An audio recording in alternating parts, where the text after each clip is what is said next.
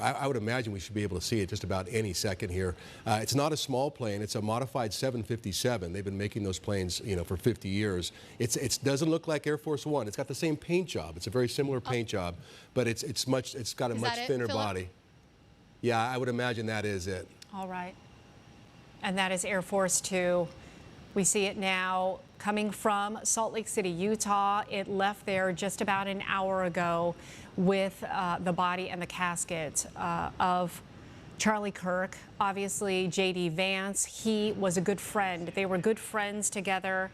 In fact, he had said that Kirk had advocated in public and private for President Trump to pick Vance as his running mate last year. So this is deeply personal for the vice president. We also know that his wife, Second Lady USA, is also aboard Air Force Two along with his family.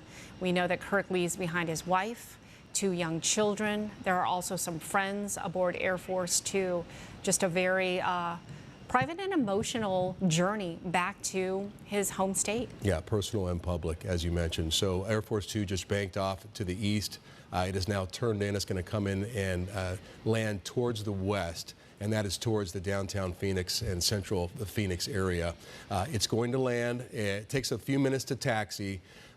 One thing we haven't seen on an Air Force One or Two in a very long time is them bringing a casket off of that plane. Yeah. You think back to the assassination of John F. Kennedy on those horrible days back in 1963 when they had to bring a lift up. These planes aren't necessarily fitted to be able to do that. So that's something we're going to see in a few minutes as well. All right, so are you able to see with the naked eye out there, Bianca? We are.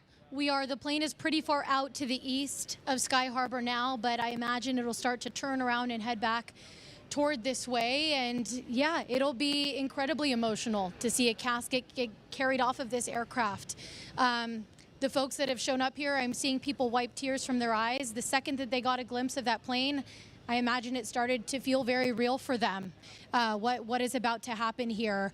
And the second that we could see that coming in from the northeast down towards Sky Harbor, it was all eyes were glued to the sky here. And you can kind of feel a mood shift. People were talking prior to seeing the plane, and now it's gone pretty quiet up here and quite somber as people just watch this aircraft start to make its way, I imagine, turning around and heading back towards the west. And Tram was starting to talk a little bit about just, again, how personal this is for the vice president.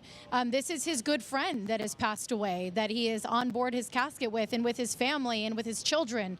A friendship that dates back to 2017. We talked about it at the top of the hour, but it started with a message that Vice President Vance received from Charlie Kirk, a person he didn't know at the time, and the two started chatting, and they had so much in common with regards to their political beliefs and their values.